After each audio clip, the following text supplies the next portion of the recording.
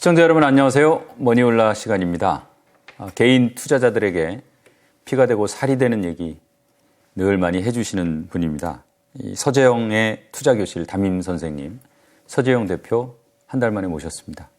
대표님 어서 오십시오. 네, 안녕하십니까.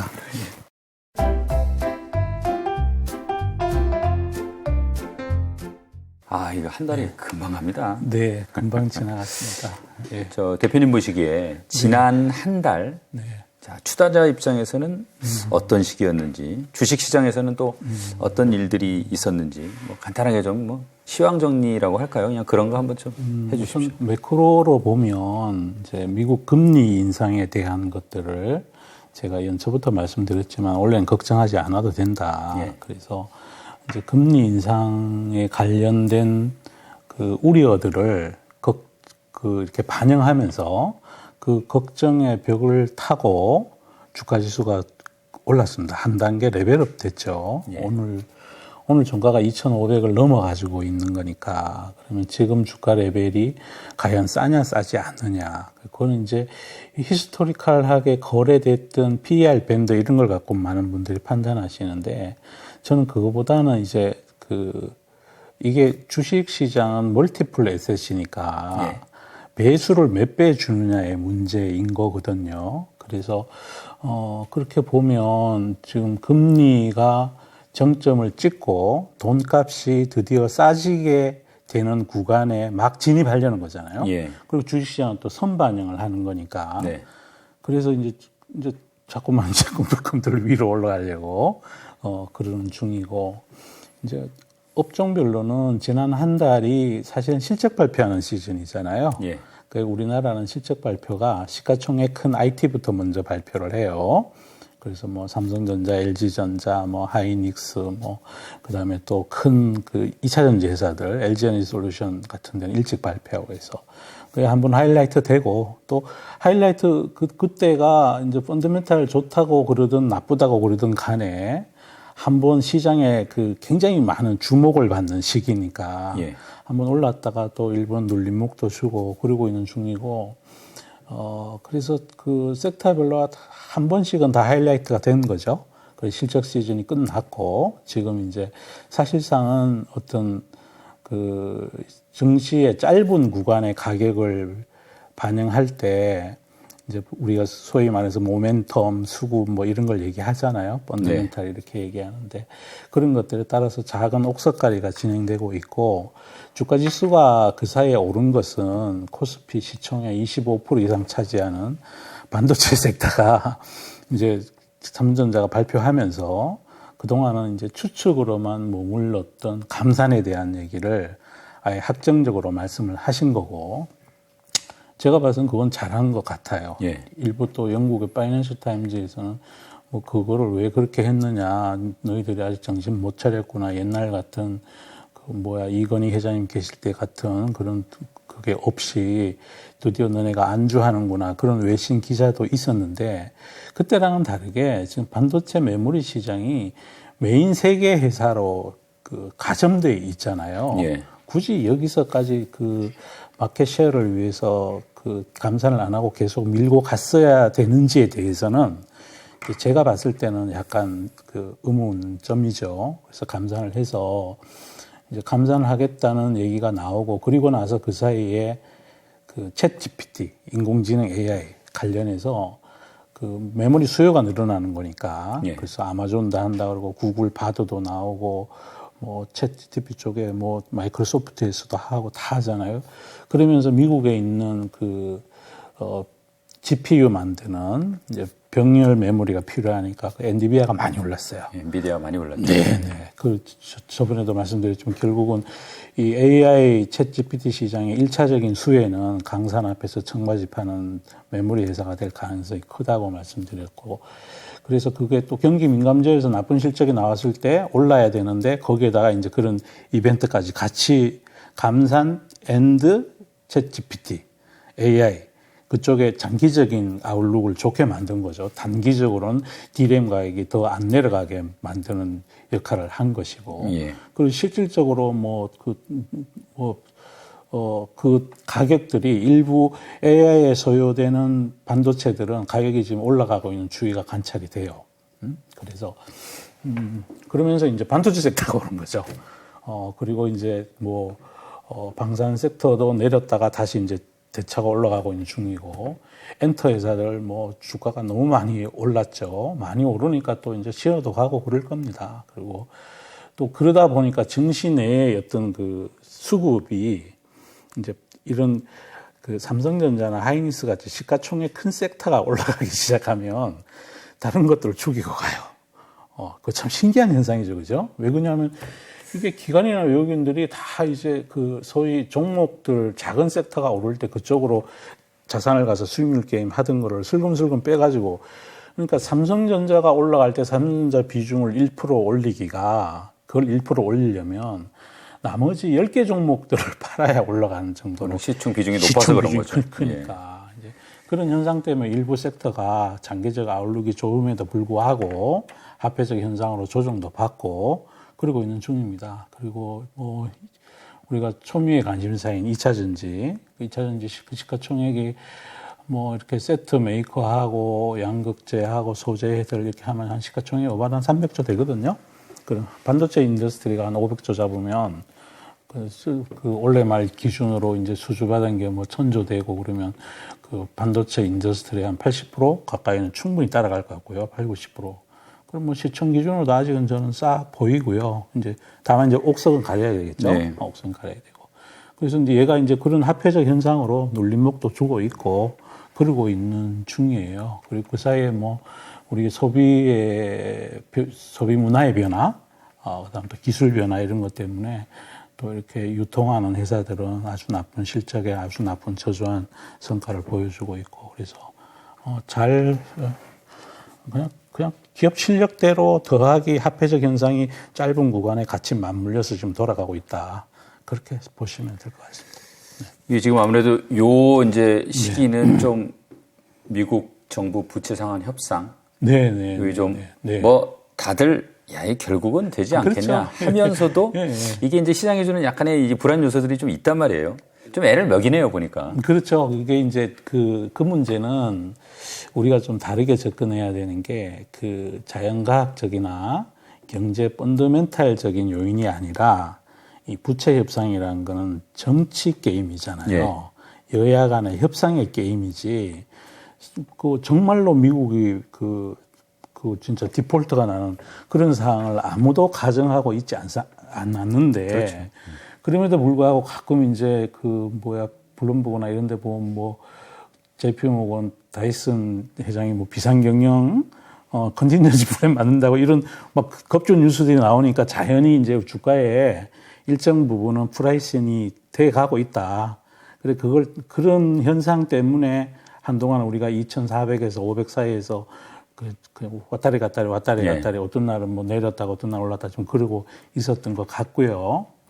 근데 이게 이제 자연과학적 위기도 아니고 경제 펀더멘탈적인 위기도 아니고 물론 그 사이에 2011년이나 그 뒤부터 쭉 해서 미국의 재정 적자는 더 커져 있어요. 경상 적자도 더 커져 있고 예. 그렇게 얘기하면 할 말은 없는데 그럼에도 불구하고 결국 타결되지 않겠습니까? 그게 타결되지 않으면 지금 진영 싸움을 할 돈도 다 없어지고 러시아 우크라이나 전쟁도 그냥 바로 러시아 승전이 돼버리겠죠. 미국의 자금 지원이 무기 지원이 끊어져 버린다면 그래서 되긴 될 텐데 이제 저는 이게 돈을 버는 것도 중요하지만 제일 중요한 게 잃지 않고 버는 거잖아요. 제가 예전에 2011년인가요? S&P가 미국 신용등급 BBB로 떨어뜨렸을 때 코스피가 그때 마침 여러 가지 것들하고 엮여서 요즘도 그런 걸로 사기치는 분들이 있다고 언론에 나오던데 양매도 전략 그러면서 그런 파생들이 엮여가면서 순식간에 매도를 불러가지고 진짜 5여일 동안 지수가 450포인트나 내리는 걸 제가 온몸으로 체감을 해가지고 자라보고 놀란 가슴 쏟고 보고 놀란다고 항상 조심스럽죠.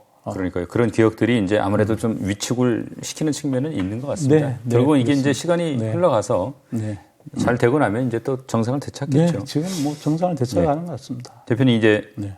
뭐 시황을 쭉 총체적으로 말씀해 네, 주셨는데 몇 가지 업종은 좀 별도로 좀 살펴봤으면 네, 좋겠습니다. 네, 네. 우선 반도체 업종 네. 이게 참 긍정적인 움직임들이 최근에 많이 보입니다. 네, 네, 네. 이 산업 자체가 이제 성숙기에 접어든 경기 민감주다 이렇게 네, 말씀을 네. 하셨는데 그렇다고 하면 결국 투자자 입장에서는 역시 사이클을 좀 잘 타야 되겠죠. 네, 잘 타야 됩니다. 지금 오늘 종가가 68,000원 언저리 그 언저리 같은데요. 그럼 이제 하반기에 일부 좋아진다는 것까지 띠클리클하게 좋아진다는 거는 뭐 전체 한 3, 40%, 4, 50% 이상 반영하고 있는 것 같고 그런데 그렇다는 얘기는 나중에 되면 정말 반도체 수출이 늘고 가격이 올라갔을 때 되면 우리 그 일반 투자자분들이 그때 가서 따라 사면 덜커덕 물리거든요. 되게 그러신단 말이에요. 네, 덜커덕. 그래서 만약에 그때 가서 못 참고 사실 분들은 아예 영원히 안 사면 상관이 없는데 사실 분들은 지금 사야 된다 이거죠. 그거 이제 경기 민감제 성격을 갖고 있는 게 턴하는 거가 일부가 반영되어 있고 여기에 제가 말씀드린 그 인공지능 거기에서 장기적인 성장 스토리, 예. 그다음 뭐 자율주행차로 가는 차량용 반도체에 대한 그런 새로운 수요, 거기다가 이제 그 중국하고 미국의 그 소위 패권 대전에 어젯밤에도 보니까 뭐 저 마이크론 제재하고 메모리에 대해서 중국이 제재하고 그러잖아요. 뭐 그것도 뭐 그렇게 서로 치고받고 그러다 나중에 유연만 될 거라고 저는 생각을 하지만 그럼에도 불구하고 이제 그런 쪽의 이슈 또 하나가 이번에 이제 G7 그 의장국들 모여가지고 성명 발표했잖아요. 그러면 이제 글로벌 공급망에 있어서 대만에 대해서 리스크를 느끼는 포트폴리오 매니저나 이미 그 오렌 버핏 선생님은 팔아버리셨잖아요. TSMC를. 그러면서 자기가 진짜 나 지정학적 이유 때문에 팔았다고 아예 선언을 일본에 얼마 전에 방문했었을 때. 그런 터라 그러면 그 반대 국부의 포트폴리오 매니저들의 수요도 한국의 요 삼성전자하고 하이닉스에 좋을 수가 있고 장기적인 아웃룩도 제가 말씀드린 거 그러다 보니 얼마나 급하게 오를지는 모르겠는데 내리기는 어려운 구조에 가 있다. 그 가령 뭐 글로벌에서 뭐 미국 부채 협상이 잘못됐다 이러면 뭐 하루에 막 몇 프로 내릴지 몰라도 그렇지 않고 그냥 노멀한 주식시장이라 그러면 얘가 구조적으로 내리기는 약간은 힘든 구조에 가 있어요. 다만 이제 하반기에 경기 침체가 또 화두가 될 거 아닙니까? 그렇게 됐을 때 어떻게 될지 그건 또 지켜봐야 되는데 그 부분도 지금 메모리 쪽에 그 재고가 많은 것이 그 비대면 시절에 비대면 하면 뭐 서버에도 증설인도 막 그런 거 그 굉장히 많은 또 장밋빛 전망이 있었잖아요. 이 메모리 쪽에. 그렇죠. 그래서 이번 사이클은 저번이랑 다르다. 슈퍼 사이클하고 막 그래서 10만 전자, 11만 전자 얘기했던 거거든요. 그때 너무 과잉으로 생산했던 재고가 쌓여 있어서 이런 거예요, 지금. 그래서 그 부분은 이제 2, 4분기 정도 되고 나면 얼추 다 소진이 되고 그러면 반도체 쪽은 노멀한 환경으로 다시 진입해 갈 수 있지 않을까. 거기다 감산 이슈까지 같이 있고 그래서 그 삼성전자의 실적 바닥은 아마 1분기 때 찍은 거 아닐까? 저는 그런 생각을 해보는 중이고 얘가 경기 민감제이니 이제 좋아질 일이 좀 더 있지 않을까요? 이제 아주 힘든 구간은 지나가고 있는 중인데다가 아까 말씀드렸던 그런 몇 가지 이유들 그렇게 봅니다. 그렇게 보면 삼성전자가 부러지지 않고 이 반도체 섹터가 부러지지 않는다는 것은 코스피 시총의 25%가 우상향할 가능성이 있다는 것이고 그 다음으로 시총이 큰 섹터가 2차전지 섹터인데 한 300조 되니까요. 코스닥까지 포함해서 그럼 거기도 지금 눌림목을 할 만큼 했고 지금부터 펀더멘탈은 그 사이에 얘가 조정받는 동안에 펀더멘탈에 문제가 있는 뉴스를 나온 거를 제가 하나도 본 적이 없어. 물론 노이즈에 해당하는 것들은 가끔 나오는데 결과적으로 이 산업이 성장한다는 거에 대해서 반론을 제기할 만한 결정적인 에비던스가 되는 펀더멘탈 체인지를 본 적이 없어요. 그럼 얘가 어느 정도 눌림목을 지금 다 거치고 이러고 있는 중이니 얘도 이제 슬금슬금 올라가면 전체 시총의 55%가 우상향 궤적을 그릴 가능성이 있는데 시장이 쉽게 막 폭 있는 조정을 기대하기에는 지금은 좀 어렵지 않을까 이런 생각을 해봅니다. 예, 우리 개인 투자자들이 네. 아마 이제 이 9만 원 넘었을 때 사셨다가 손해 보신 분들이 이제 그 상처가 이제 마음에 좀 있어서 네. 굉장히 움츠러들어 있는 건 사실인 것 같은데 좀 현명하게 판단하셔서 이번엔 좀 돈 좀 보셨으면 좋겠어요. 그것도 제가 꼭 나중에 리스크 관리 오늘 말씀을 드릴 거니까 그거를 비중을 너무 헤비하게 갖고 있으니까 삶의 슬픈 궤적이 되는 거거든요. 뭐든지 너무 좋다 그럴 때 온팡 질러버리면 그 뒤에 걔가 오늘 아니면 영원히 못 살 것 같은 그 주식도 슬금슬금 내리기도 하거든요. 세상이 많이 변하니까. 네. 그리고 이게 우리가 그 산업의 경기의 진폭이 기간이 짧아져 있는 4차 산업 시대를 살잖아요. 그리고 세상도 시끄럽고 그러니 이걸 굳이 막 너무 좋다 그럴 때 사셔도 되는데 한 방에 왕창 사시면 안 된다 이거야. 그러면 이렇게 내려가고 그랬을 때 눈에 헛기 보여가지고 사야 될 때 파신다니까요. 그러니까요. 그래서 제가 자꾸 분할 말씀을 여러 번 제가 드리는 거고 지금 혹시 이 방송 보시는 분들은 꼭 제가 분할해서 해야 된다는 거 제가 자꾸 여러 번 말씀드리니까 저게 뭐 속 시원하게 야 한 방 질러가지고 이거 따블 가요 이렇게 얘기하시는 걸 더 좋아하실지 모르지만 그거는 그냥 도박하는 거예요. 제 생각에는 그래요. 그래서 모든 수익률이라는 거는 지속 가능하고 반복 가능하고 꾸준해야 그게 실력으로 돈을 버는 거거든요. 그게 자산에 대해 투자하는 것이고 그래서 그거는 제가 꼭 말씀드리고 싶어요. 자, 2차 연주 뒤에서 좀 자세히 네. 할 겁니다. 올해 좋은 업종이 엔터주, 네. 방산주였는데 그리고 좀 많이 올랐죠, 오르긴. 방산은 많이 올랐는데 예. 저는 실력을 감안했을 때 아직도 괜찮다고 생각해요. 제가 방산을 좋아하는 이유가 여러 가지가 있는데 우선 우리나라가 모든 세계화 시절, 평화의 시절에 우리가 진짜 몇 안 되는 진짜 거의 유일하죠. 작은 회사 저 어디 가면 또 있어. 분단국가였잖아요. 그렇죠.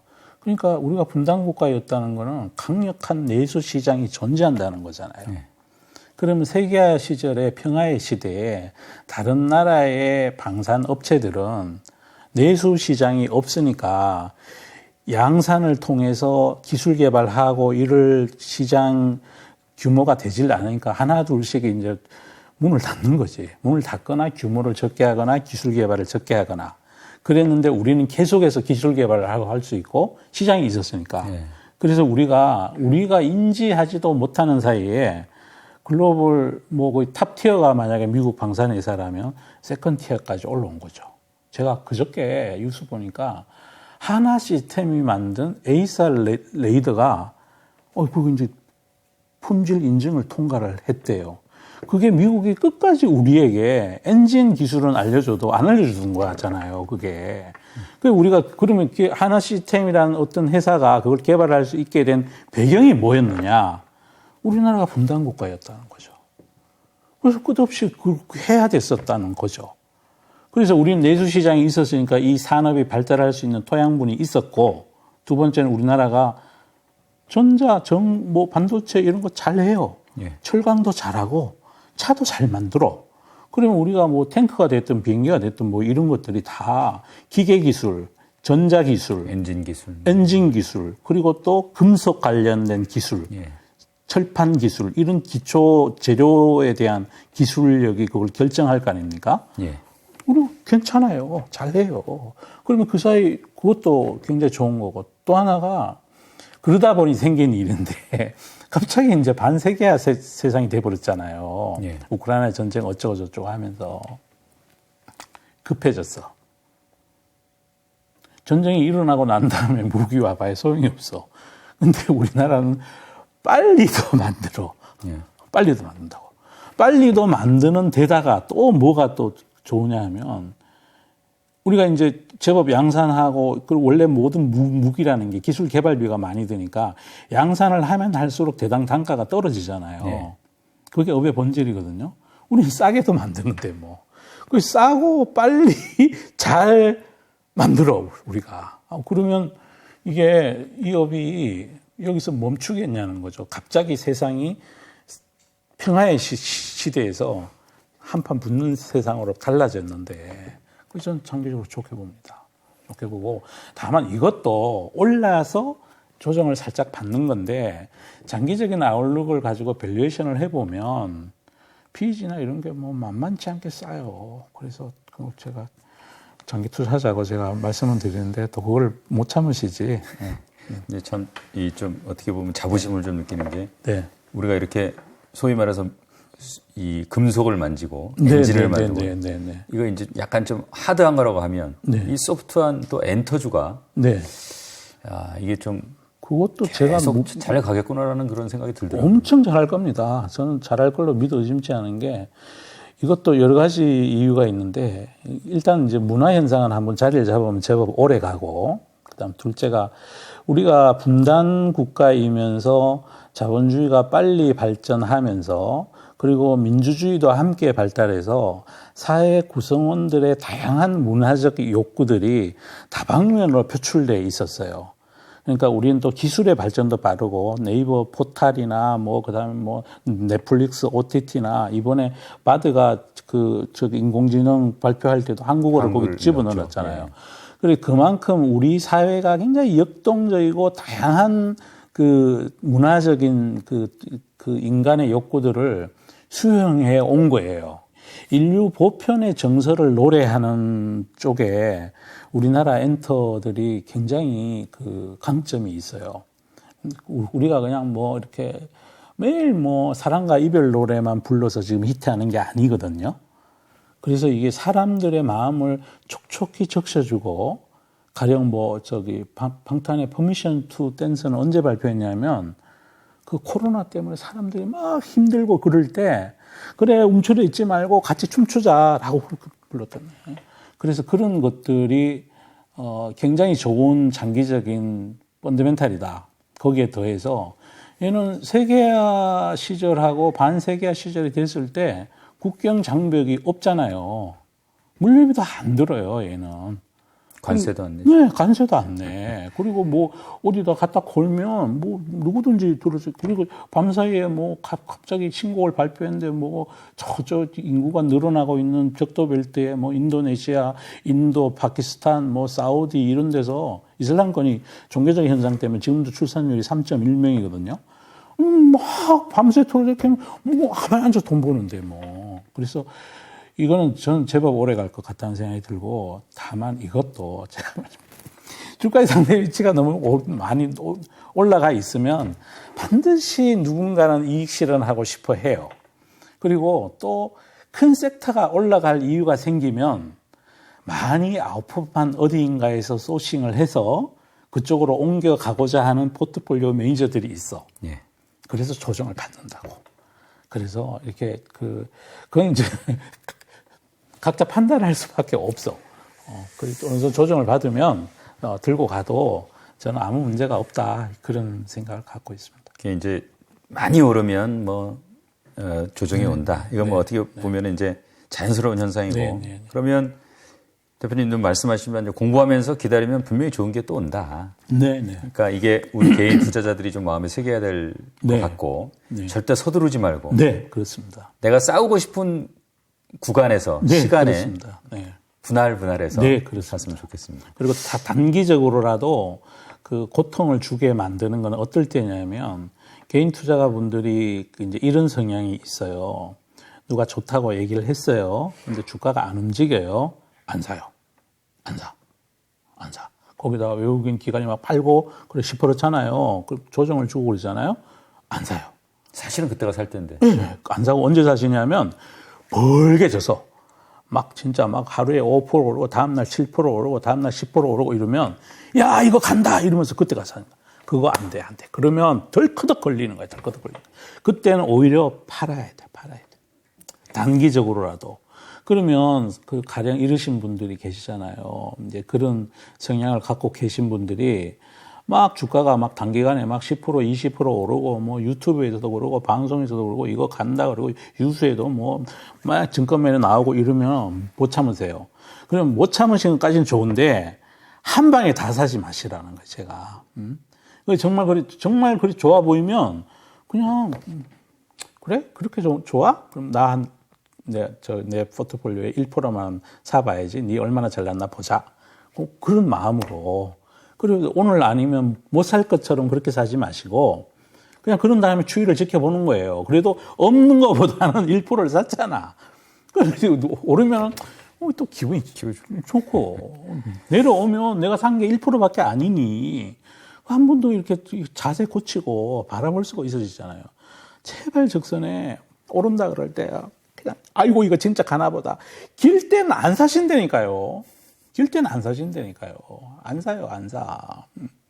그러다 그때 덥석 걸리면 그런 다음에는 이제 그 다음 현상이 뭐냐면 이제 우선 자기를 자책하고 그 다음에 그걸로 이제 마음이 풀리지 않으면 그거 누가 나보고 사라 그랬지? 그 사람 원망하고 어떤 증권사 PB가 예를 들어 전화해가지고 야 그거 좋은데 손님 이거 사세요라고 그런 사람 원망하게 되고 그런다는 거죠. 그래서 좋은 뉴스에 나쁜 가격은 절대 사시면 안 돼요. 나쁜 뉴스에 좋은 가격인데 그 회사가 정말 돌아갈 게 내가 공부를 통해서 확신하면 그럴 때 오히려 슬금슬금 이렇게 사더라도 몰빵을 해도 그때 해야 된다고 그때. 이 사실은 이제 미국 같은 경우에 특히 이제 하반기 경기 침체 전망이 좀 나오고 있어요. 네, 자, 네. 우리 상반기에는 사실 필수 소비재가 그렇게 좋았던 것 같지는 않은데 이런 이제 경기 침체 얘기가 좀 나오고 할 때는 이게 필수 소비재도 좀 괜찮지 않습니까? 어떻습니까? 그래야 되는데 통상은 그렇습니다. 예. 근데 우리 증시는 요즘 약간 이상한 그 에이지에 있어요. 예. 무슨 얘기냐 하면 이제 예를 들어 경기 민감제가 위에 올라가 있는 상태에서 경기 침체가 예상된다 그러면 그런 쪽이 아웃퍼폼에서 올라가야 되는데 우리 증시의 최대 경기 민감제가 반도체 주식이야. 얘가 지금 바닥에 있어요. 바닥권. 그러니까 나쁜 펀더멘탈 하에 있는 거예요. 그러다 보니까 이번 경기 침체 국면에는 시장의 움직임이 예전과는 좀 다를 것 같아요. 왜 그런가 하니 그 코로나라는 것 때문에 생겨진 가잉 재고, 그 재고로 인해서 시가총액이 가장 큰 경기 민감제 섹터가 밑에 있는 거니까. 그래서 이제 이런 시장에 이제 이런 포트폴리오 매니저들 이런 생각을 하는 거죠. 야, 그러면 그 경기 침체가 된다 그러더라도 지금만큼 1, 4분기만큼 적자가 나겠느냐. 오히려 얘가 경기 방어주 비슷하게 플레이 돼버릴 수 있어 버리니까. 얘가 시총, 그러니까 만약에 삼성전자가 지금 85,000원 돼 있다. 그러면 선생님 말씀이 옳고요. 근데 지금 얘가 지금 바닥에 처박혀 있다 보니까, 처박혀는 좀 말이 표현이 그렇습니다. 하여튼 주가의 상대 위치가 밑에 있다 보니까 경기 침체가 예상이 되는데도 불구하고 침체가 되는 폭보다가 얘가 좋아질 게 더 커 보이는 거야. 그러니까 시장이 이렇게 가버린 거예요. 그래서 그 현상이 원래는 약간 특이한 것 같아요. 그러니까 호황기에 있다가 경기 침체가 예상되면 방어주 쪽으로 매기가 가야 되는데 이번 사이클은 그게 아닌 것 같아요. 개인 투자자들이 좀 참고하실 만한 말씀인 것 같습니다. 지난주도 이 통계를 뽑아놓은 걸 보니까 개인 투자자가 가장 많이 산 업종 2차 전지였습니다. 제 주변에서도 보면 이제 피부로 느끼고요. 이 성격 급하신 분들 조금 답답해 하시는 것 같은데 좀 당분간 답답한 겁니까? 어떻습니까? 장기적으로는 아무 문제가 없는데 그것도 제가 말씀드리면 이제 비중 문제라는 거죠. 그러니까 나쁘다고 그러는 삼성전자를 다 팔고 그쪽으로 몽땅 주식을 내가 하는 자산의 100%를 그쪽으로 옮겨가신 분들은 지금 이 구간이 힘들잖아요. 그래서 다음에는 그런 일이 생기면 절대 그러지 말기를 그 스스로한테 약속을 하시면서 저는 기다리셔도 된다고 생각합니다. 펀더멘탈이 무너진 게 하나도 없고 시장에서 이제 레포트가 나오는 그리고 공매도 세력하고 연계가 됐니 그렇게 해서 나오는 레포트조차도 목표가가 올라간 상태에서 종전 목표가보다 이만큼 올라가서 거기다가 얘기하니까 펀더멘탈은 계속 좋아지고 있다는 거잖아요. 그래서 어느 정도 지켜봐도 된다. 근데 다만 이제 하여간 너무 몰빵은 안 돼요. 몰빵은 안 돼. 그러면 이런 구간에 힘들죠. 마음이 힘들고 또 어쩌면 지금 사야 될 때인지 모르는데 거기다 팔게 된다니까요. 팔아서 지금 올라가 있는 삼성전자를 따라 사야 되겠다는 생각이 머릿속에 막 들어오시는 거야. 그래서 몰빵 진짜 금지해 주시고 이왕 2차 전지를 비싼 값에 사셨으면 본인이 감내할 수 있는 비중이면 좀 지켜봐도 된다고 생각합니다. 지금 이제 말씀하셨지만은 이렇게 사실은 좀 혼란스러울 때는 업의 본질, 네, 그렇습니다. 이를 다시 보고 네, 노이즈가 아니고 이제 신호를 잡아야 한다고 생각하는데 네, 말씀하셨지만 매출 늘고 있고 네, 돈도 잘 벌고 네, 또 당분간 그 흐름이 바뀔 것 같지도 않고 네, 수준입니다. 그렇다고 하면은 펀더멘털 전혀 문제 없는 거 아닌가 싶긴 해요. 기후도 계속 뜨거워지고 얼마 전에 그 모 회사에 그 IR 하시는 분이 어디 대학교에 가서 강연하시는 게 유튜브에 올라왔길래 봤는데 원래 양극재 전 세계 생산이 70만 톤 정도 되는데 2030년이 되면 600 몇십만 톤이든가 그러니까 연평균 30%씩 계속 늘어나요. 네, 거의 한 10배 정도. 네. 그리고 셀도 2030년이 되면 4테라 그러니까 4,000 기가와트인 거죠. 그리고 또 전기차 보급률도 저는 이제 시장 컨센하고 좀 다른 생각을 가지고 있는데요. 제가 매일 그 기후변화 막 올려드리잖아요. 지금 시간이 없어요. 아마 생각보다가 훨씬 더 빨리 가야 돼요. 빨리 갈 것 같고, 빨리 안 가면 기후변화 우리가 지금 허용하고 있는 게 1.2도까지, 그 1.5도를 가면 이제 감내하기 어렵다는 거 아닙니까? 근데 어쩌면 슈퍼 엘니뇨가 앞으로 3년 동안 진행이 되면 그때 1.5도를 찍을 것 같다고 그래요. 그거요. 엄청 무서운 일이에요. 1.5도가 되면 제가 그쪽 공부를 좀 해서 하는데요. 정말 어마어마한 그 재앙적인 기후 현상이 나타납니다. 그래서 진짜 무슨 일이 생길지 몰라요. 우리가 지금 한강도 이게 바닷물이 만조 때 그 역류해 오는 게 잠수교 고기까지 역류해 오고 수중보 정도까지. 예, 수중보까지 올라오거든요. 그런데 만약에 1.5도를 가면요. 한참 위로 올라갑니다. 한참 위로. 그건 무서운 일이에요. 생태계에도 영향을 많이 미치고 우리 인류가 살아가는데 그것뿐이겠습니까? 바닷물 뿐이겠습니까?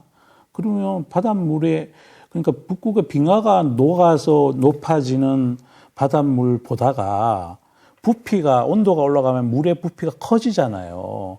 그래서 그냥 기하급수적으로 바닷물 높이가 올라가고 북극에 또 북극하고 남극에 얼음이 녹으면 걔가 반사판 하얀 거울 같은 반사판이어서 빛을 반사해서 바깥으로 배출시키는 역할을 하는데 그게 면적이 줄어들면 도대체 어떡하라는 얘기입니까? 저기 러시아 툰드라 지방도 마찬가지일 것이고 지표면에 눈의 양이 줄면 지구 온도는 더 그만큼 에스컬레이트 돼요. 그런데 이거를 그렇게 늦출 수 있는 문제냐고요. 내연차 보다가 전기차가 그 총 이산화탄소 발생량이 내연차의 60%? 30%? 그것도 기술 개발이 더 되면 더 많이 다운되겠죠. 그런데 이거를 언제까지 니하고 내하고 싸울래 말래 이러면서 무슨 공매도 치고 누가 어떻게 나는 그렇게 안 될 거라고 생각해요. 잠깐 언급하셨지만 자, 2차 전지하면 공매도 얘기하지 않을 수가 없습니다. 네. 사실 과거에 보면 다른 업종도 이제 공매도로 곤욕을 치른 경우가 많이 있었어요. 네. 사실 셀트리온도 몇 년 전에 얼마나 고생했습니까? 네. 자, 하지만 제가 보기에 2차 전지는 좀 공매도가 특별히 많다는 생각이 들어요. 이게 왜 이렇게 특별히 많은 겁니까? 이제 예전하고 달리 이제 코스피 200, 코스닥 150 종목밖에 공매도를 못 치게 돼 있어요. 예. 공매도를 못 치게 돼 있다 보니까 예전에는 한때 다 허용이 됐었잖아요. 네. 그럼 오만 거 이게 다 할 수, 거의 2천 몇 개 종목, 코스닥까지 하면 3천 개 종목을 다 숏을 할 수 있었는데, 우리 SR, 뭡니까? SG증권발 그것도 그쪽은 공매도가 금지야. 그 가스 주식들. CFD 말씀하시는 거죠? CFD. 그러니까 그런 쪽에, 그러니까 코스닥에서는 150개 종목, 예. 코스피에 200개 종목, 총 350개 종목밖에 공매도를 못 해요, 지금. 그러니까 몰리는군요. 그렇죠. 당연히 몰린 거죠. 그러면 그 글로벌 펀드들 중에 롱숏하는 펀드들 입장에서 보면 한국에서 자기가 뭘 롱하고 뭘 숏하고 해야 되는데 옛날에는 2,000 몇 개 하다가 150개밖에 못 하니까 이쪽이 많이 몰려 있는 것처럼 비춰지는 거죠.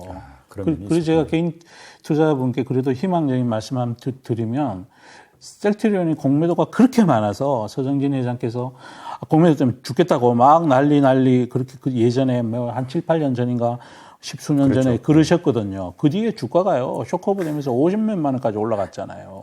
올랐죠. 공매도가 반드시 이기는 게 아니에요. 그런데 자꾸 이제 공매도 제도에 대해서는 정말 이거는 공평하게 바로 잡아야 되고 가령 뭐 상한 기간, 예.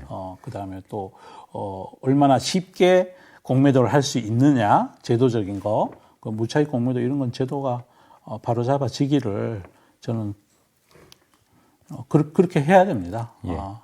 예. 사실 이제 공매도가 적정한 수준까지 내려오질 않으면 이 주가가 내리다가 또 어느 날 갑자기 쇼커버닝 들어오면 막 10몇 %씩 막 올라가고 그래서 이게 참 편하지가 않아요. 주식을 빌리는데 한계가 있어요. 돈은 사실 시장에 무한대잖아요. 이론적으로. 주식은 발행 주식밖에 없는 거고. 그러면 이분들이 빌리는 게 개인들한테 빌리는 게 있을 수도 있는데 대부분은 인덱스 때문에 산 외국인의 롱머니들이 있을 거 아니에요. 뭐 뱅가드 펀드가 됐든 블랙락이 됐든 캘리포니아 연기금이 됐든 한국물 중에 얘 시가 비중이 얼마니까 자기 사고 걔는 어차피 안 팔 거 아니에요. 왜냐하면 인덱스니까. 예. 그럼 그런 친구들이 빌려주는 거예요.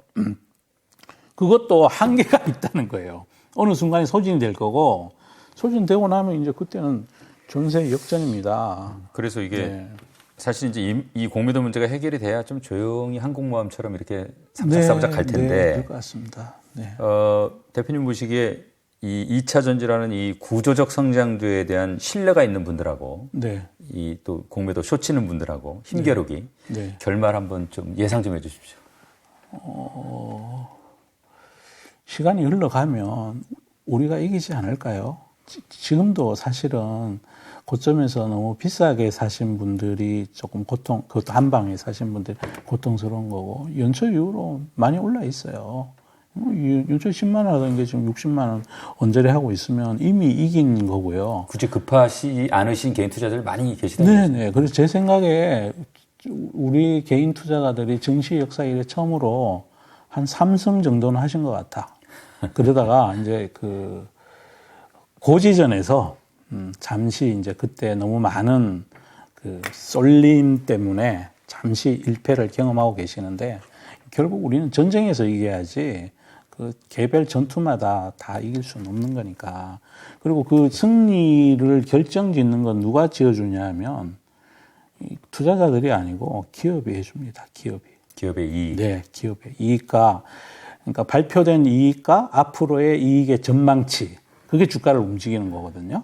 그리고 또 지금은 또 각 진영이 펀더멘탈에 많이 개입하는 그러한 신냉전 체제가 돼 있고, 그런 뉴스 프로나 기후 변화나 뭐 이런 것들 그 제가 가만히 아무리 찾아봐도 뭐 우리가 질 것 같지 않습니다. 다만 그것조차도 매일 변하니까. 그리고 설사 그렇더라도 몰빵 안 돼. 그리고 개인 투자가 분들이 이러신 분들이 있잖아요. 원래 이제 어떤 섹터가 많이 오르다 보니까 그냥 주식은 하면 그렇게 많이 먹는 줄 알고 계시잖아요. 안 돼. 절대 그러시면 안 돼요. 정말. 그건 큰일 나요. 그 주식 투자에서 1년에 50%, 20% 먹기가 얼마나 어려운데요. 그리고 그걸 꼭 마음에 담고서 그래서 정말 너무 벌겋게 오른 날은 사지 마시고 정말 이렇게 분할해서 분할도 한다고 막 이렇게 막 조금 내리고 조정받고 시장에 안 좋은 얘기 나올 때 그때 사는 건 괜찮은데 막 하루에 18% 오르는 날도 분할해서 사시면 안 된다고. 꼭 부탁드릴게요. 정말 부탁드립니다. 우리 시청자 여러분들. 아까 잠깐 말씀하셨는데 이 지금 삼성전자하고 SK 시총, SK 하이닉스 시총이 코스피의 대략 25%. 이 가장 큰 섹터가 갈 때는 다른 섹터가 좀처럼 잘 못 간다 이런 말씀해 주셨는데, 자, 그런 면에서 반도체가 가기 시작하면 이쪽으로 돈이 좀 쏠리면서 2차 전지 조정이 조금 더 길어질 수 있지 않을까 이런 우려는 되는데 그건 뭐 걱정할 필요 없나요? 그거는 전 조금 다른 생각인데요. 그것도 이제 주가 레벨을 보면서 플레이를 하는 거니까요. 그러니까 어느 정도 또 기관 외국인들이 삼성전자에 대한 그 수요가 요 정도면 내가 업사이드 리스크 방어할 정도는 돼 이러면 그리고 가격도 오르는 거니까 가격이 이제 뭐 6만 원 초반 작년에 처음에 5만 원대 후반에 있다가 지금 제법 20% 정도 올랐으니까요. 네. 그리고 그 다른 그 시가총액 작은 거 20% 오르는 거랑 이 삼성전자가 20% 오르는 거랑은 엄청 차이가 있어요. 왜냐하면 여기는 유동성이 좋으니까 언제든지 팔 수가 있어지잖아요. 그래서 어느 정도 채우고 나면 가격을 보고 하시니까 그분들도 그래서 어느 정도는 그걸 이제 리밸런싱이라 그러는데 뭐 제가 봤을 때는 제법 많이 진행된 것 같아요. 그래서 살 사람 제법 삼성전자 많이 사신 것 같고 또 왜냐하면 지금 연초 이후에 외국인들이 삼성전자 엄청 많이 샀잖아요. 10조 넘게 샀습니다. 네, 어제 그저께는 뭐 하루에 800만 주를 사셨던가 뭐 그렇게 사신 그러면 아이고 뭐 포트폴리오 매니저들이 오버웨이트를 심하게 하고 나면요. 그 뒤부터 더 오버웨이트 안 하십니다. 그럼 그 돈이 어디서 나왔겠냐고요. 네. 알겠습니다. 그렇게 보십니다. 자, 대표님 뭐 2차 전지 갖고 계신 분들 특히 이제 대표님 말씀 안 듣고 조금 욕심내서 이른바 몰빵하신 분들 네. 이분들은 비중을 좀 조절할 필요는 있지 않을까요? 어떻습니까?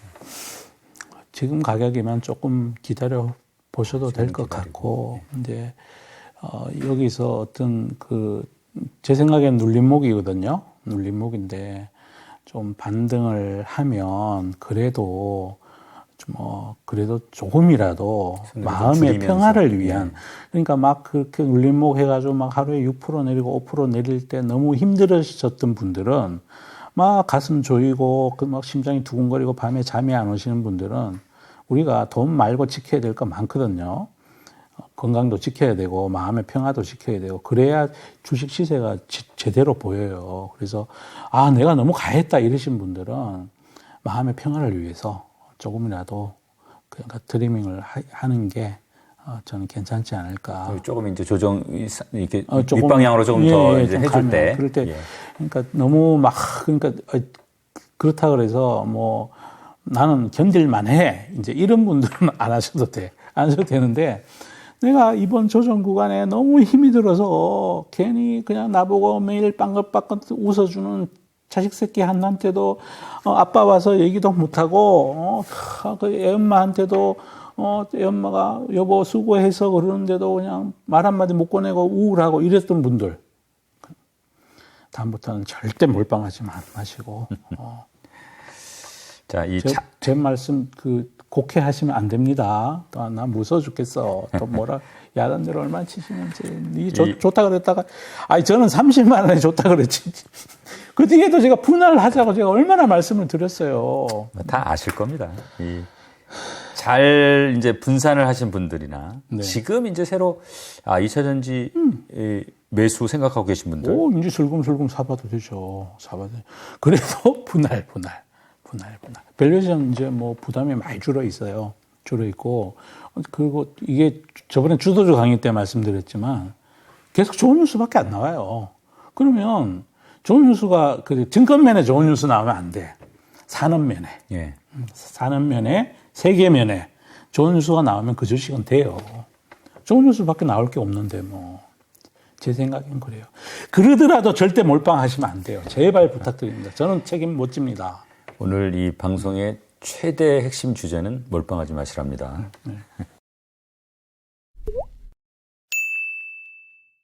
대표님, 이제 개인 투자자들이 돈을 많이 버는 것도 좋지만 크게 잃지 않는 투자를 해야 또 막상 기회가 왔을 때 잡을 수 있는 거 아니겠습니까? 그러려면은 리스크 관리를 잘 해야 할 텐데 요즘에 어떻게 보면 특히 이제 이 리스크 관리가 좀 중요한 시기인 것 같고 그래서 체계적으로 좀 제대로 된 리스크 관리하는 방법을 좀 공부해보고 싶어요. 네. 자, 우선 리스크 관리는 이래서 중요하다. 왜 중요한 겁니까? 제일 중요합니다.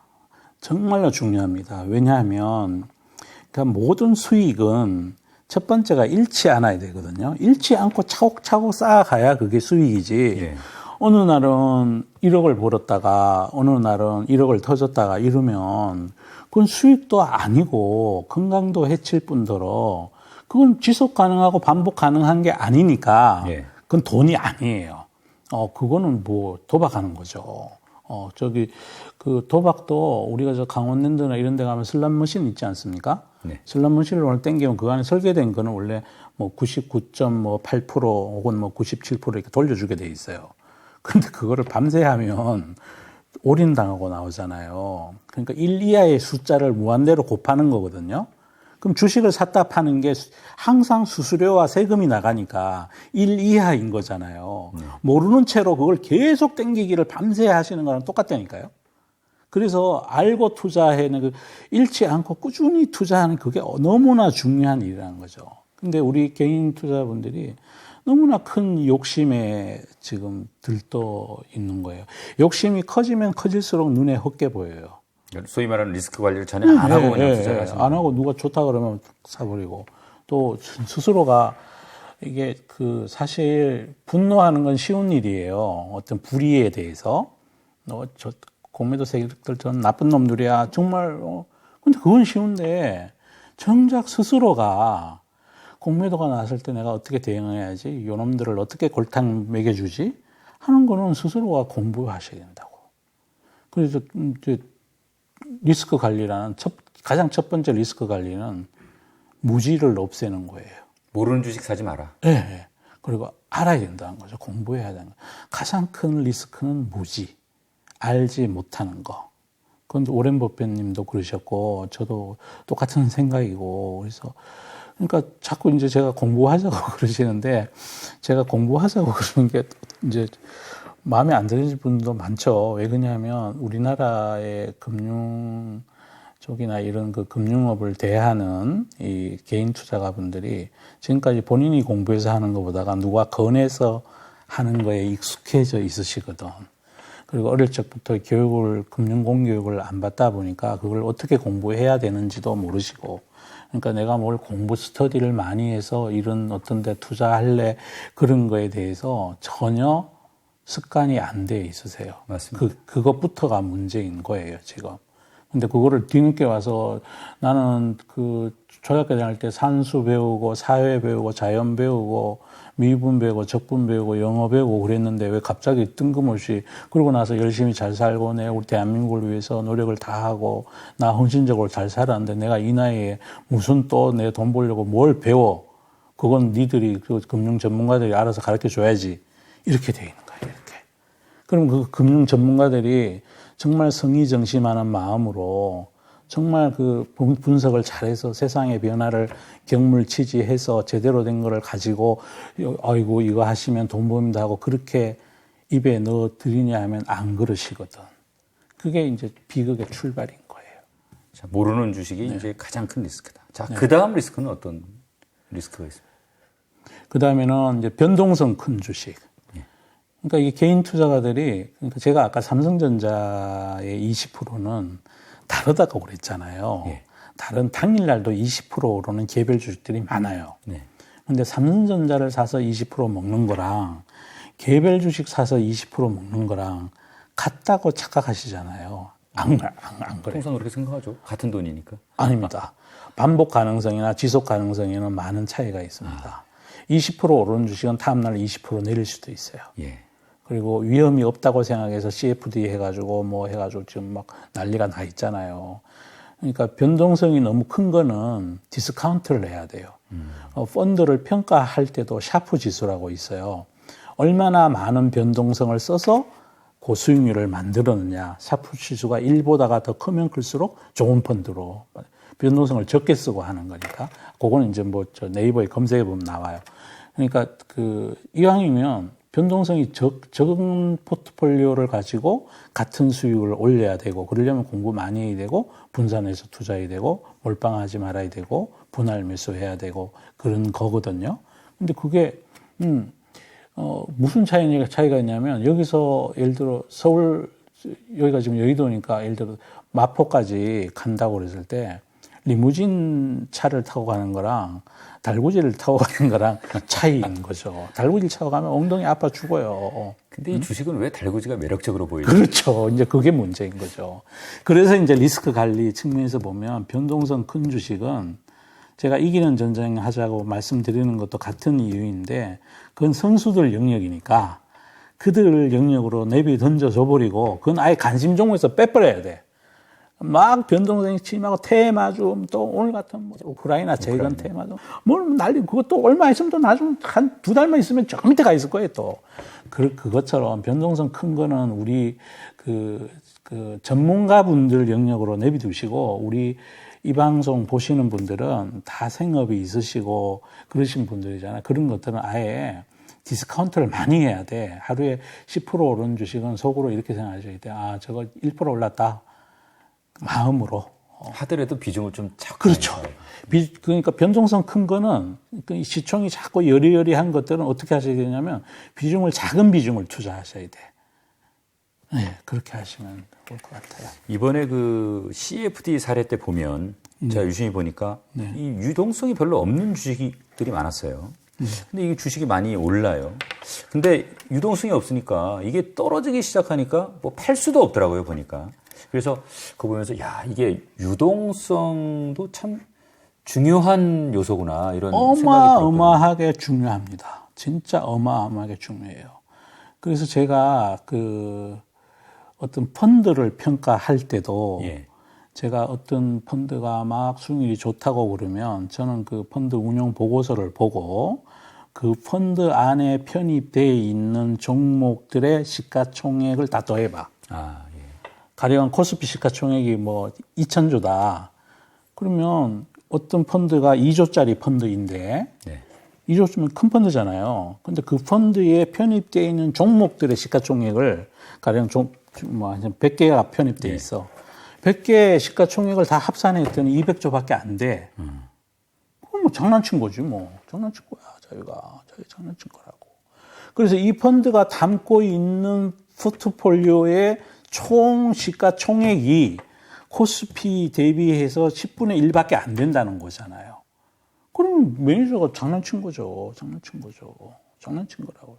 그런 사람 많아요. 근데 개인 투자자는 그런 거 생각할 줄 모르거든요. 그러니까 이번 기회에 본인이 가입해 있는 어떤 수익률이 좋다는 그 운용사의 펀드가 있다 그러면 그 펀드 석 달마다 한 번씩 운용 보고서가 집으로 오잖아요. 오는 거에 시가총액이 뭐 예를 들어 거기에 뭐 삼성전자가 몇 프로, 그 다음에 현대차가 몇 프로, 또 작은 중소형주 몇 프로, 무슨 타이어가 몇 프로, 모비스 몇 프로 쭉 있을 거 아니에요.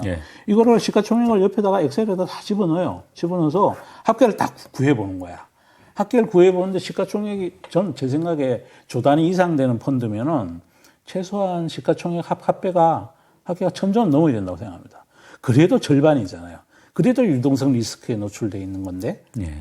이거 아무도 안 가르쳐줘요. 그래서, 이거 수익률 좋다고 그래서 펀드에 가입했는데 조금 있으면 무슨 개떡이야. 그런 경우가 많잖아요. 또 그런 분이 또 베스트 펀드라고 어디 가서, 아이고. 하여간, 유동성이 너무 작은 주식은 내가 사고 싶을 때도 충분히 못 살 거 아니에요. 예를 들어 하루에 거래 대금이 100억밖에 안 돼. 근데 내가 이걸 한 10억을 어떤 포트폴리오 매니저가 살려고 그래. 그럼 하루 거래량이 10%면 싸게 살 도리가 없는 거죠. 대신에 펀드 한 매가 나와서 팔 때도 그렇다고. 똑같죠. 제가 펀드를 기준으로 말씀을 드린 거고 개인 투자가도 마찬가지라는 거죠. 내가 어떤 주식을 좋아해서 사고 싶은데 거래가 너무 안 돼. 안 되면 이걸 맨날 매체를 나눠서 사자니 그것도 힘들어 죽겠고 품도 너무 많이 들어간다고. 그런 건 피해야 된다. 그리고 이건 비단 주식에만 해당되는 게 아니에요. 부동산도 그래.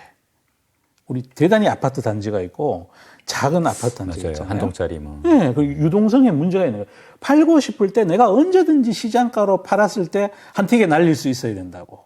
근데 그러지 않고 이걸 진짜 내가 정말로 급하게 팔아야 되는데 부동산에 내놓으면 고름 걸릴수록 뭐라 그러냐면 이제 부동산 중개인이 뻥을 치지. 뻥을 쳐서 더 싸게 내놔라 이런다 이거지.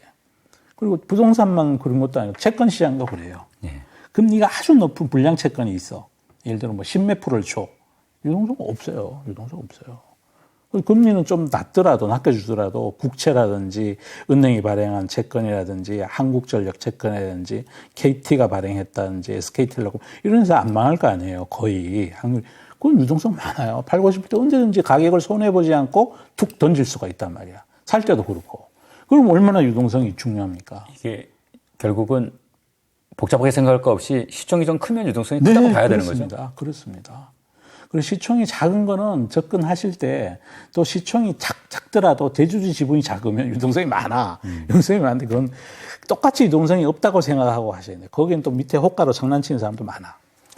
이 같이 투자하신다는 개인 투자자분들이 특히 사실 유동성을 안 보고 이게 뭐 이런 지표에 비해서 가격이 좋다 해가지고 사시는 분들도 꽤 되는데 이거 위험할 수 있겠군요. 위험도 하고 그거는 매매를 잘해서 해봐야 요만큼 먹는 거예요. 양털 깎게 하는 거예요.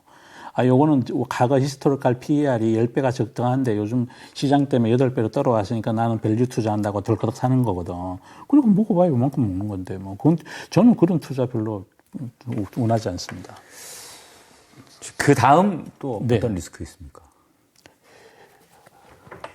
정말 간과하는 전 이 말씀 꼭 드리고 싶은데 두레이션 미스매치가 있어요.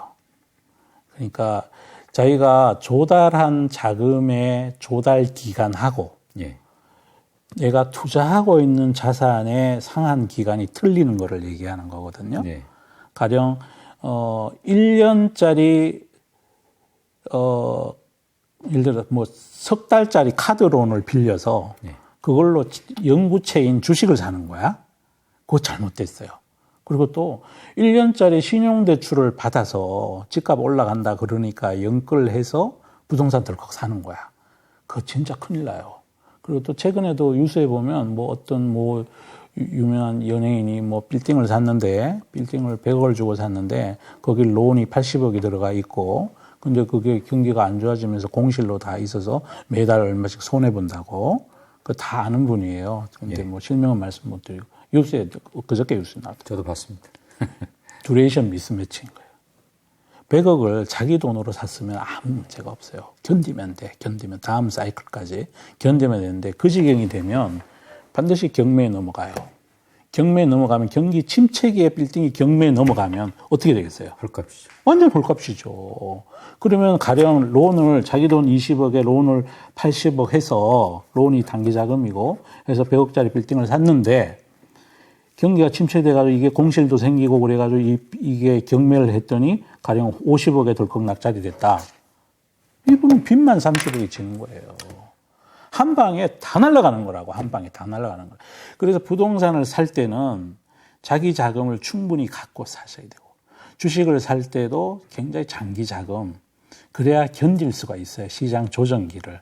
물론 조정기를 견디지 않아도 될 좋은 에셋을 사는 게 가장 좋은 방법이고 근데 그게 사람이 모든 앞날이 자기 뜻대로 안 되잖아요. 그렇죠. 세상에 누가 그걸 모든 걸 알아맞히는 사람은 아마 오렌 버핏도 그렇게 못 하시고요.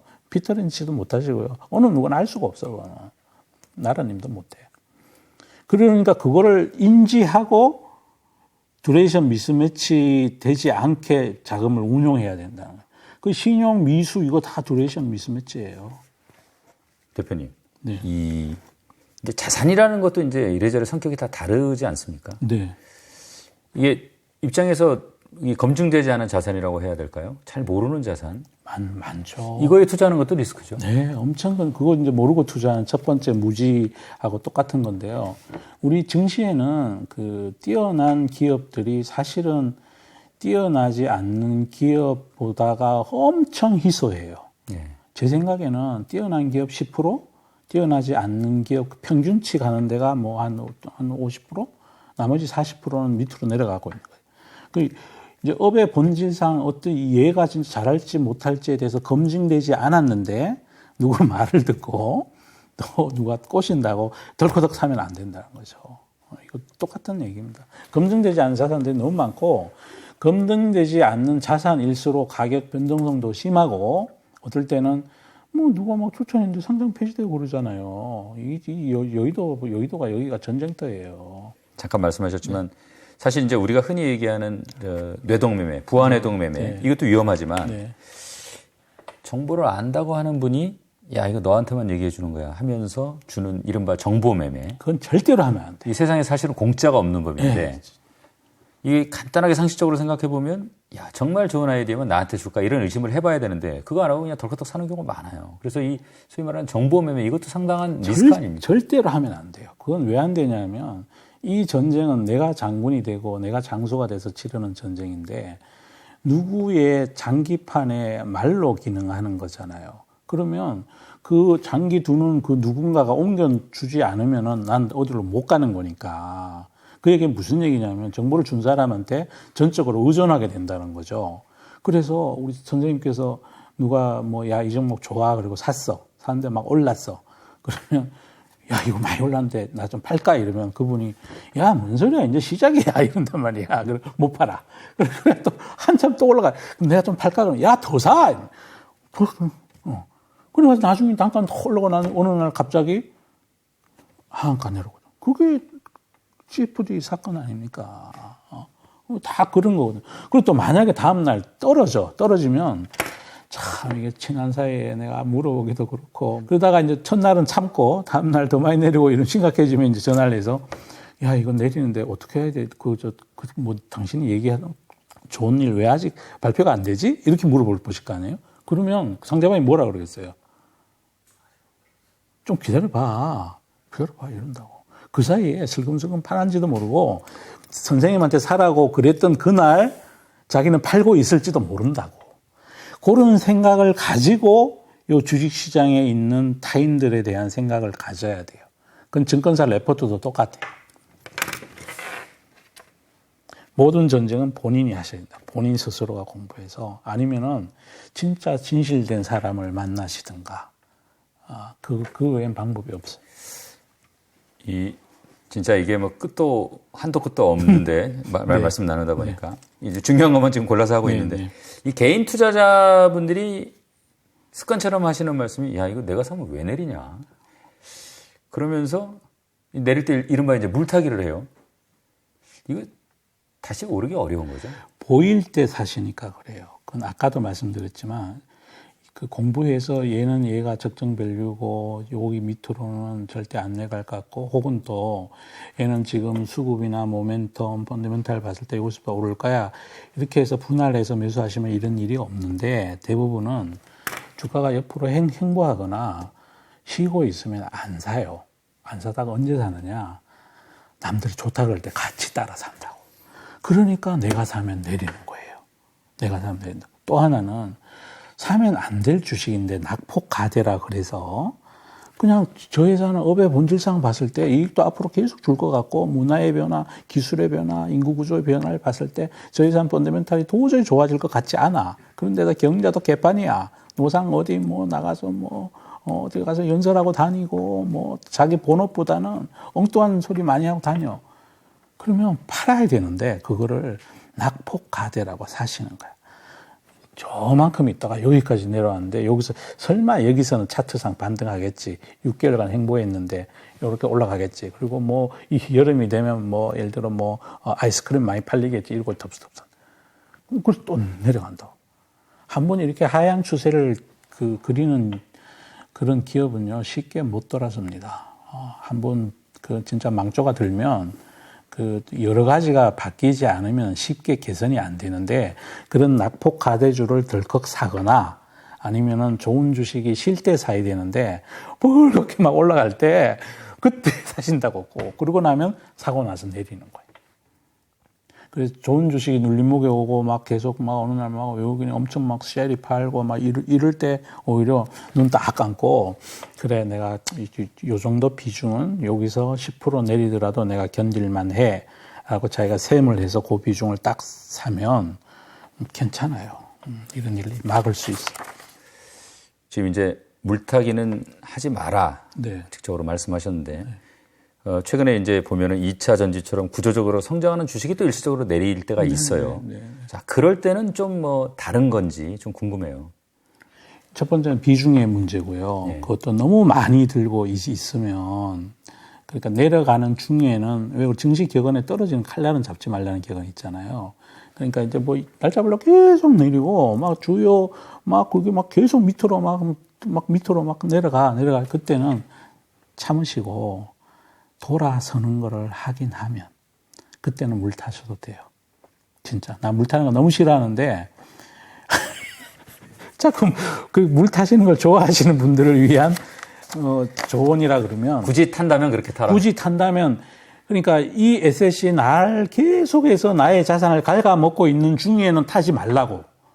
그때는 물을 타지 마시고 조금이라도 주간 단위로든 아니면 뭐 3영업일간 봤더니 얘가 이제 끼적끼적 돌아설 기미가 보여. 그러면 그때는 타셔도 돼. 그건 덜 위험한 거니까. 근데 끊임없이 내리기만 하는데 그래, 네 줄거 내 줄거 한번 해보자. 네가 이기나 내가 이기나 한번 해보자고 내려가는 데다 계속해서 자산을 빌딩을 하는 거는 안 돼. 위험해요. 그건 위험하고 조금이라도 최소한 옆으로라도 기든가 아니면 조금이라도 길 때 하는 것도 저는 반대예요. 얘가 충성을 나한테 다 할지 또 내일 모레부터 나를 배신 때릴지 모르는 거니까 조금이라도 다시 나를 이뻐해 주기 시작하면 그 주식이 나한테 아이고 그동안 수고했어 이제 돈 좀 먹어봐 그럴 때 더 애정을 쏟아야 된다. 나를 싫어하는 놈한테 뭐하러 자꾸만 계속해서 거기다가 쓰담을 주고 사랑을 주고 내 돈을 줍니까? 대표님, 저희 지금 뭐 이제 여러 가지 리스크 얘기했는데 아직 뭐 말씀 안 하신 리스크 있습니까? 그리고 또 하나가 이제 을기업이 있어요. 제가 을기업을 별로 안 좋아하는데 안 좋아하는 이유는 아무리 현명한 경영자가 있고 헌신적인 기업 문화가 있고 기후 변화에 맞고 뭐 기술 변화에 맞고 문화 변화에 맞아도 자기 운명을 자기가 결정할 수 없으면 내가 얘한테 하청을 주는 갑기업까지 분석을 해야 돼요. 또 증시에서도 이런 을기업에 대해서는 밸류에이션을 많이 주질 않아요. 네. 왜냐? 모든 걸 스스로 창조한 사람이 그 사람을 제일 세게 본다 이거죠. 가령 이제 을기업 이름 그냥 극단적으로 제가 비유를 드리자면 가령 축구 잘하는 진짜 글로벌에서 넘버원 하는 메시라는 선수가 있어. 그럼 그 메시가 축구를 할 때 자기가 하는 게 아니고 위에서 다 지시를 해준다고 생각을 해보세요. 요건 요걸 이때 공을 막 뒤에 운동장 옆에서 야 후퇴해. 야 지금 드리블 해. 지금 왼쪽으로 차. 그렇게 얘기해서 그 사람이 축구를 잘한다고 쳤을 때 그 사람에 대해서 밸류를 줄 수가 있느냐는 거죠. 마이크 잡고 얘기하는 사람 없어지면 그냥 그렇죠. 허수아비인 거네요. 그러니까 을기업은 자기 스스로의 운명을 자기가 결정하지 못해요. 그리고 우리나라의 을기업은 이런 경우도 많아요. 업의 본질로 그 기업에 자기가 원청을 따낸 게 아니고 관계로 맺어진 가능성이 굉장히 많아. 그래서 그 관계라는 거는 가령 뭐 두 집안이 사돈이었다. 근데 갑자기 부부가 이혼해버리면 어떡하냐고. 그럼 다음 분기부터 난리가 나는데. 그리고 을기업이더라도 원벤더이면 괜찮아요. 가령.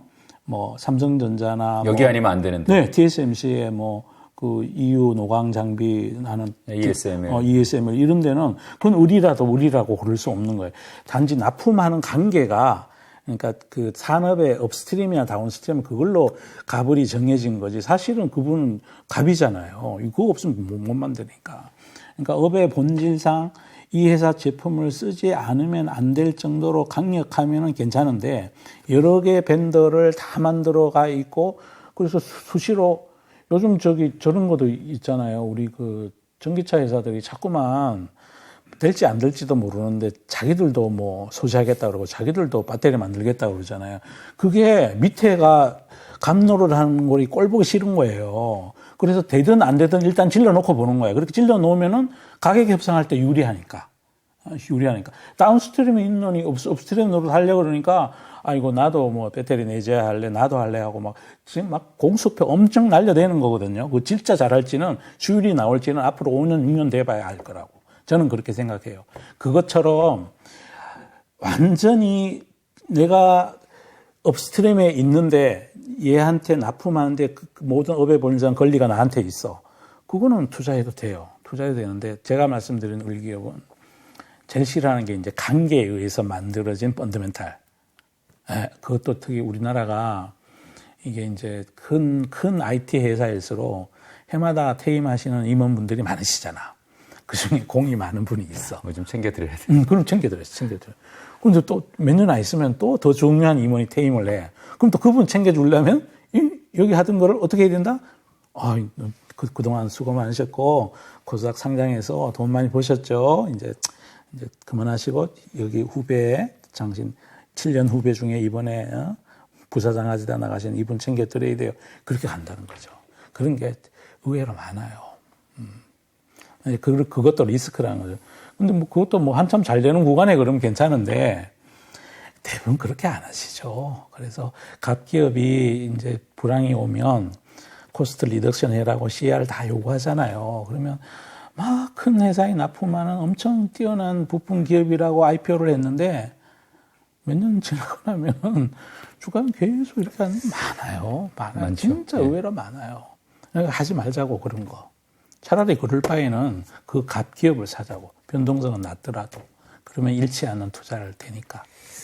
이게 이제 리스크하고 조금 결이 다른 얘기일 수도 있습니다만 경영자가 좀 시원치 않거나 아니면 아예 오너십이 없어가지고 이 회사가 뭐 장기적으로 뭐 어떤 걸 기획하고 갈 수 있는 회사인가 이런 이제 의심이 갈 수 있는 회사도 있지 않습니까? 이것도 많죠? 넓게 보면 투자하는 입장에서는 리스크 아닙니까? 똑같은 거예요. 가령 자기가 제공하는 제하나 서비스의 가격을 자기가 결정 못하는 회사 많아요. 의외로. 산자부가 전기요금 결정하죠. 우리나라는. 그죠? 산자부. 그래서 너무 뭐 1분기에 3조 적자나고. 그 이번에 이제 그 약간 그 또 이제 좀 올린대요. 12원인가 14원 이렇게 뭐 15원 올리고. 그렇게 한다고 해서 한국전력 주가가 올라가야 되느냐? 저는 아니라고 생각해요. 왜냐하면 그렇게 해서 한 게 똔똔. 목표가 똔똔이에요. 똔똔. 적자 안 나는 게 목표라고 이익을 내는 게 아니고. 누적 적자에 대해서는 뭐 어떻게 좀 뭐 해결 방법이 그거는 이제 구조조정해서 하신다고 그러니까 뭐도 팔고 뭐 그러시는데 하여튼 그런 회사들이 우리나라 같이 이제 처음에는 우리가 경제 성장을 처음에 시작할 때 계획 경제로 시작했잖아요. 제1차 경제개발 5개년 계획, 2차, 3차, 4차, 5차. 그래도 그 당연히 간의 입김이 센 경제개발 모델을 해가지고 여기까지 온 거니까. 그럼 아직까지 그 가격이나 펀더멘탈을 정부가 결정할 수밖에 없는 명분이 거기에 있는 섹터나 종목들이 많이 있어요. 그리고 그거는 투자자 입장에서는 굳이 좋은 데 있는데, 기관 투자가들은 달라. 그게 인덱스에 있으니까, 외국인 투자가도 그렇고, 뭐 사타 팔았다 하면서 또 차익거래도 해야 되고, 그분들은 다른데, 우리 개인 투자가가 굳이 그런 것까지 저는 투자 안 해도 되지 않을까. 하시더라도 그 본질을 정확하게 알고 하시는 게 좀 중요할 것 같습니다. 그렇습니다. 대표님, 오늘 리스크 관련해서 아주 중요한 얘기들 많이 해주셨고, 개인 투자자에게 당부하고 싶은 말씀이 있으면 그 말씀 듣고 오늘 순서 좀 마무리하겠습니다. 제가 저번에 그 공매도 관련돼서 여기 하시면서 그때 저한테 뭐 이렇게 그 나쁜 얘기 하시는 댓글들이 좀 있었어요. 근데 제가 진심으로 바라는 거는 여러분 돈 버는 거예요. 진짜 돈 버는 건데 분노는 쉽고 그러니까 제도도 개선해야죠. 그리고 그것만큼 더 중요한 게 또 공부하셔야 된다는 거죠. 공부하셔야 된다는 거예요. 그러니까 이제 두통이 났는데 이제 다들 가장 간단히 낫는 건 아스피린 먹으면 되잖아요.